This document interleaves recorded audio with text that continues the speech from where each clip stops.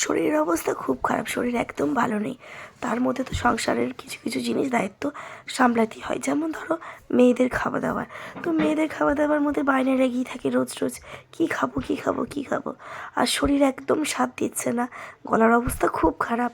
কিন্তু তোমাদের কাছেও তো আমাকে নিয়মন ভিডিও পোস্ট করতেই হবে, তাই ভাবলাম একসাথে দুটো কাজই করে নিই।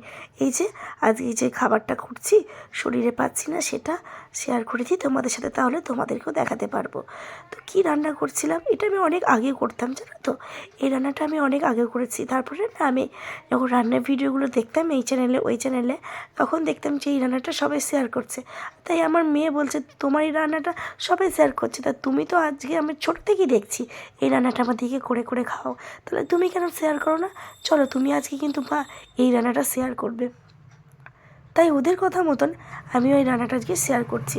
তো প্রথমেই দেখতে পেলে যে ম্যাগি সেদ্ধ করে নিয়েছি, আর সেদ্ধ করে নিয়ে জল দিয়ে ছেঁকেও নিয়েছি, জলটা ফেলে দিয়ে আর কি, ঠান্ডা জল দিয়েছি। তারপরে আর একটু পেঁয়াজ কেটে নিয়েছিলাম, তার সাথে একটু ম্যাগি মশলা দিয়েছিলাম, আর একটু ডিম দিয়ে দিয়েছিলাম, মানে 2টো ডিম দিয়ে দিয়েছিলাম।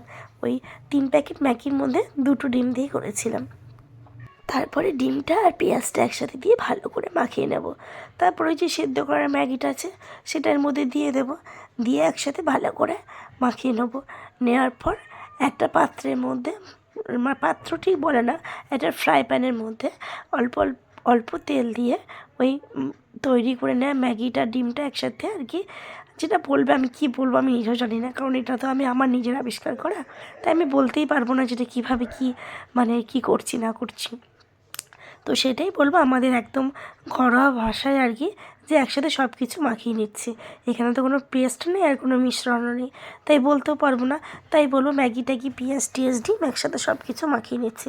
তো এখানে কিন্তু আর একটু মশলা দেওয়াই যেতে পারে, যেহেতু আমি মশলা খুব একটা মেয়েদের জন্য দেবো না, তাই অল্প করে দিয়েছি। তোমরা যদি দাও একটু বেশি করে নিয়ে নিও, যেমন ধরো লঙ্কা গুঁড়ো আমি দিয়েছি, অল্পই দিয়েছি, তোমরা একটু লঙ্কা গুঁড়ো বা ম্যাগি মশলা একটু বেশি করে দিতে পারো।